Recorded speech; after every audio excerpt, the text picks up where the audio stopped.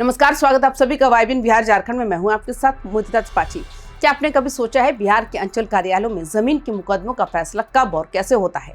क्यों एक गरीब किसान को अपनी ही जमीन की सुनवाई के लिए सालों तक चक्कर काटने पड़ते हैं और ऐन मौके पर पता चलता है कि साहब आज नहीं बैठेंगे। एक तरफ अंचल अधिकारी यानी सीओ हड़ताल पर है तो दूसरी तरफ सरकार ने उनके खिलाफ एक ऐसा चक्रव्यूह रच दिया है जिससे निकलना अब नामुमकिन होगा। मुख्यमंत्री और उप मुख्यमंत्री के जनता दरबारों में मिली शिकायतों ने सरकार को हिला कर दिया है। अब बिहार के सभी 537 अंचलों में अराजकता का अंत होने वाला है। आखिर 1 अप्रैल 2026 से वो कौन सा नियम लागू हो गया है जिससे सीयू की रातों की नींद उड़ गई? क्या अब जमीन के मुकदमों में बिना सूचना के तारीख देने का खेल खत्म हो जाएगा?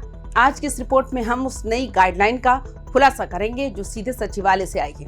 तो वीडियो को अंत तक जरूर देखिएगा क्योंकि ये आपकी जमीन और आपके सम्मान की लड़ाई है। दोस्तों, बिहार में जमीन का मामला हो और परेशानी ना हो ऐसा कम ही देखा गया है। राजस्व एवं भूमि सुधार विभाग के अपर सचिव आजीव बत्सरास ने एक ऐसा पत्र भेजा है जिसने पूरे सिस्टम में खलबली मचा दी है। विभाग ने माना है कि मुख्यमंत्री की समृद्धि यात्रा और उप मुख्यमंत्री के जन कल्याण संवाद के दौरान जनता ने अपना दर्द बयां किया। लोगों ने बताया कि अंचल अधिकारी यानी सीयू के राजस्व न्यायालयों में घोर अराजकता है। बिना किसी पूर्व सूचना के केस टाल दिए जाते हैं, तारीख बदल दी जाती है और आम आदमी को ये पता ही नहीं चलता है कि उनका केस किस मोड़ पर है। लेकिन अब 1 अप्रैल 2026 से ये सब बंद होने जा रहा है।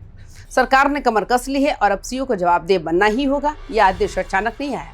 जब मुख्यमंत्री नीतीश कुमार समृद्धि यात्रा पर निकले और उप मुख्यमंत्री ने जन कल्याण संवाद किया तो उन्हें फूलों के गुलदस्ते के साथ साथ शिकायतों के पुलिंदे भी मिले। लोगों ने सीधे मुख्यमंत्री के सामने रोते हुए कहा कि साहब, अंचल दफ्तरों में हमारी कोई नहीं सुनता। मुकदमों की तारीखें बिचौलियों के इशारे पर तय होती है। अपर सचिव आजीव बत्सरास ने अपने पत्र में इसी अराजकता का जिक्र किया है। सरकार को यह एहसास हो गया है कि अगर जमीन के झगड़े खत्म करने हैं तो सबसे पहले इन 537 अंचल कार्यालयों की अंधेर नगरी को ठीक करना होगा।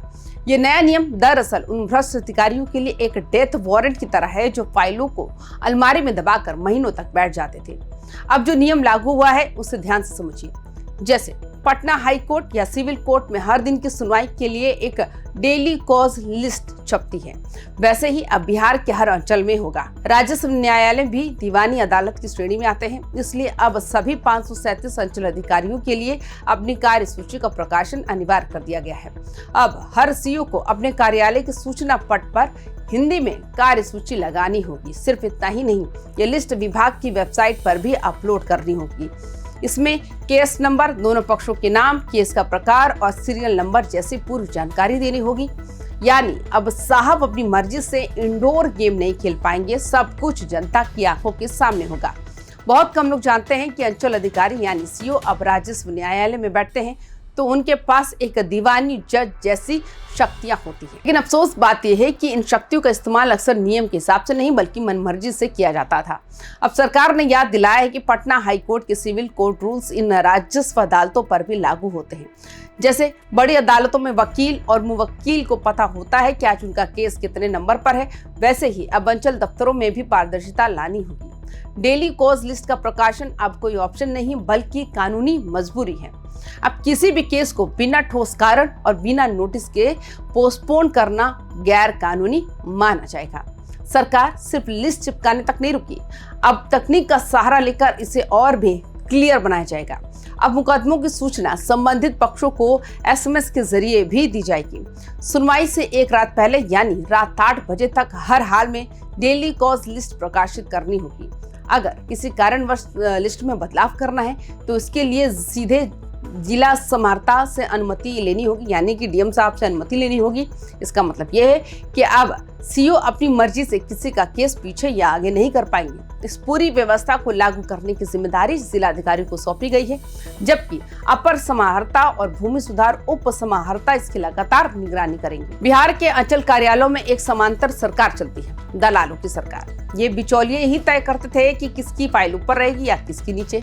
डेली कॉज लिस्ट के ऑनलाइन और बोर्ड पर आने से इस पूरे सिंडिकेट की कमर टूट जाएगी।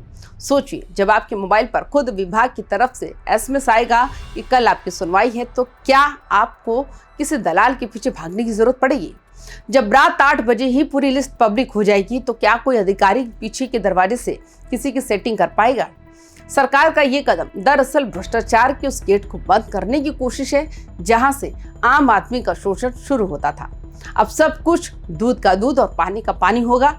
इस बार सरकार सिर्फ निर्देश नहीं दे रही बल्कि चेतावनी भी दे रही है।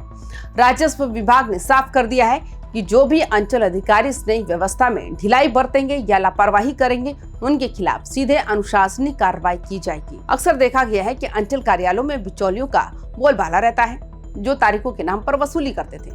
डेली कॉज लिस्ट आने से इन बिचौलियों की कमर टूट जाएगी। अब जब हर जानकारी ऑनलाइन और बोर्ड पर उपलब्ध होगी तो आम जनता किसी के आगे हाथ फैलाने की जरूरत नहीं पड़ेगी। क्या बिहार पुलिस और राजस्व विभाग का ये तालमेल जमीन विवाद को कम कर पाएगा? ये एक बड़ा सवाल है। इस पूरे सिस्टम को लागू करने का जिम्मा सीधे जिला समाहर्ता यानी डीएम को दिया गया। ये एक बहुत बड़ी बात है। अब तक सीईओ अपने अंचल के बेताज बादशाह हुआ करते थे, लेकिन अब उनकी कार्यशैली की रिपोर्ट सीधे जिले के बड़े अधिकारियों तक पहुंचेगी। अपर समाहर्ता और भूमि सुधार उप समाहर्ता अब सिर्फ दफ्तर में नहीं बैठेंगे बल्कि उन्हें इन सूचियों की नियमित समीक्षा और मॉनिटरिंग करनी होगी। अगर किसी सीईओ ने कॉज लिस्ट में गड़बड़ी की या उसे समय पर अपडेट नहीं किया तो डीएम को अधिकार है कि वो उन पर तुरंत अनुशासनिक कार्रवाई की सिफारिश कर सके। 1 अप्रैल 2026 से शुरू हुई ये जंग अब आर पार की है। या तो सिस्टम सुधरेगा या फिर लापरवाही बरतने वाले अधिकारियों की कुर्सी जाएगी। एक तरफ सरकार ये कड़े नियम ला रही है और दूसरी तरफ राज्य के अंचल अधिकारी हड़ताल पर हैं। ऐसे में सवाल उठता है कि क्या ये नियम जमीन पर उतर पाएंगे या फिर हड़ताल खत्म होने के बाद ये महज एक और सरकारी आदेश बनकर रह जाएगा। जानकारों का कहना है कि सरकार का ये कदम पब्लिक प्रेशर का नतीजा है।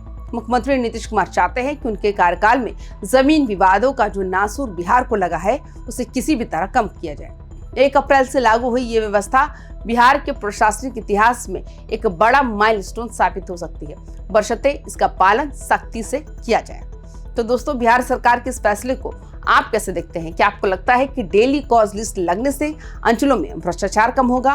क्या आपने भी कभी अंचल दफ्तरों में तारीखों के लिए धक्के खाए हैं? अपनी राय कमेंट बॉक्स में जरूर लिखें।